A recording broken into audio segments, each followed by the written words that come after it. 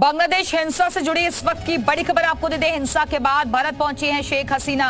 गाजियाबाद के हिंडन एयरबेस पर हसीना एयरबेस के सेफ हाउस में मौजूद हैं शेख हसीना। पिछले 1.5 घंटे से हिंडन एयरबेस पर हसीना है। शेख हसीना से मिले हैं एनएसए अजीत डोभाल और हिंडन एयरबेस पर डोभाल ने मुलाकात की है। पीएम मोदी और विदेश मंत्री के बीच बातचीत, बांग्लादेश के हालात पर बातचीत की गई। तो ये तस्वीरें आपको दिखा रहे हैं। सेना के पास अब क्या ये मानने के अधिकार आ गया है। बांग्लादेश की तस्वीरें आपको दिखा रहे हैं जहां हिंसक प्रदर्शन हुआ, प्रदर्शनकारी सड़कों पर उतरे, नारेबाजी की गई, कई गाड़ियों को आग के हवाले कर दिया गया, जगह जगह आगजनी देखने को मिली। और इस बीच बड़ी खबर आई कि हिंसा के बाद शेख हसीना ने इस्तीफा दे दिया है और वो अब भारत पहुंच चुकी हैं। गाजियाबाद के हिंडन एयरबेस पर हैं हसीना और एयरबेस के सेफ हाउस में वो मौजूद हैं। पिछले 1.5 घंटे से हिंडन एयरबेस पर ही हसीना मौजूद है। शेख हसीना से मिले हैं अजीत डोभाल और हिंडन एयरबेस पर डोभाल ने उनसे मुलाकात की है। वहां के हालात पर चर्चा की गई है और माना जा रहा है कि शेख हसीना की तरफ से एक वीडियो भी उनके बयान के जरिए जारी हो सकता है। पीएम मोदी और विदेश मंत्री के बीच भी बातचीत हुई है। बांग्लादेश के हालात पर बातचीत की गई है। तो हिंडन एयरबेस पर डोभाल ने मुलाकात की है शेख हसीना से। बांग्लादेश के हालात पर चर्चा की गई है।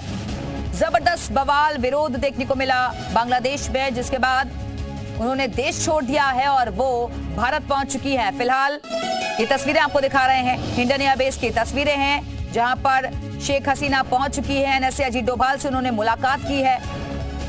हिंडन एयरबेस पर डोभाल की उनसे मुलाकात हुई।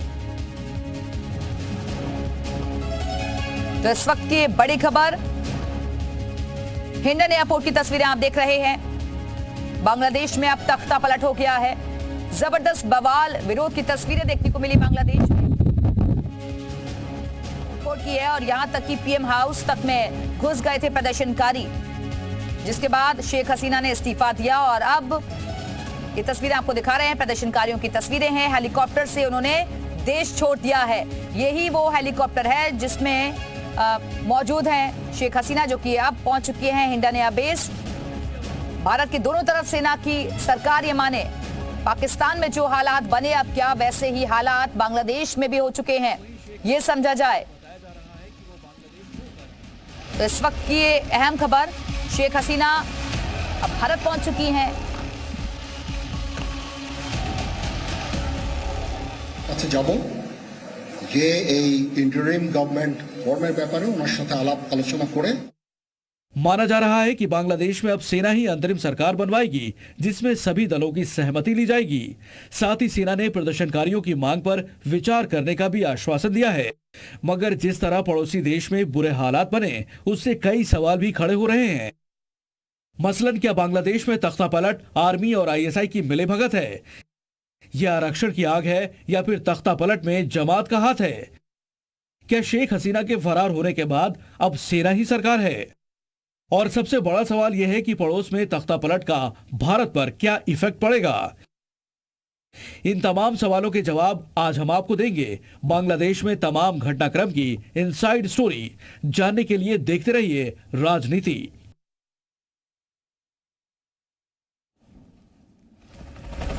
तो ये हेलीकॉप्टर की तस्वीरें आपको दिखा रहे हैं। अंतरिम सरकार क्या मोहरा है और सेना का ही अब चेहरा आगे रहेगा क्या? ये तस्वीरें आपको इस वक्त की दिखा रहे हैं जब छात्रों का जबरदस्त विरोध देखने को मिला था। पुलिस को इन हिंसक प्रदर्शनकारियों को रोकने के लिए बल प्रयोग तक करना पड़ा था और उसके बाद संसद तक पहुंच गए थे ये प्रदर्शनकारी। ये देखिए, जमकर नारेबाजी की गई थी, विरोध में नारे लगाए गए थे, इस्तीफे की मांग पर अड़े हुए थे। और अब शेख हसीना ने देश छोड़ दिया है। उनका हेलीकॉप्टर की तस्वीरें आप देख रहे हैं।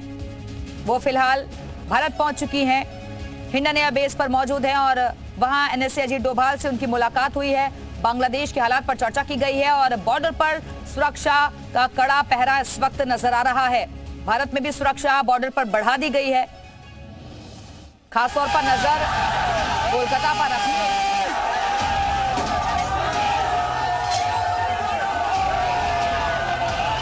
बांग्लादेश की राजधानी ढाका की यह तस्वीर हसीना सरकार के तख्ता पलट के फौरन बाद की है। ढाका की सड़कों से लेकर शेख हसीना के सरकारी आवास तक प्रदर्शनकारियों का उत्पात नजर आया। प्रदर्शनकारियों ने शेख हसीना के पिता शेख मुजीबुर रहमान की मूर्ति पर चढ़कर उसके टुकड़े टुकड़े कर दिए।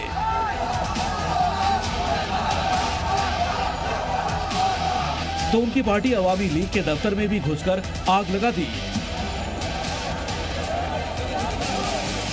प्रदर्शनकारियों का गुस्सा यही नहीं थमा। प्रधानमंत्री आवास में सैकड़ों हजारों की भीड़ घुस गई और फिर हर तरफ लूट मच गई, जिसे जो मिला वो उस पर हाथ साफ करने लगा। कोई मूर्तियां तो कोई साड़ियां, कोई कुर्सियां और मेज तो कोई खाने पीने की चीज लूट कर भागने लगा। बांग्लादेश के कई इलाकों में जश्न मनाया जा रहा है।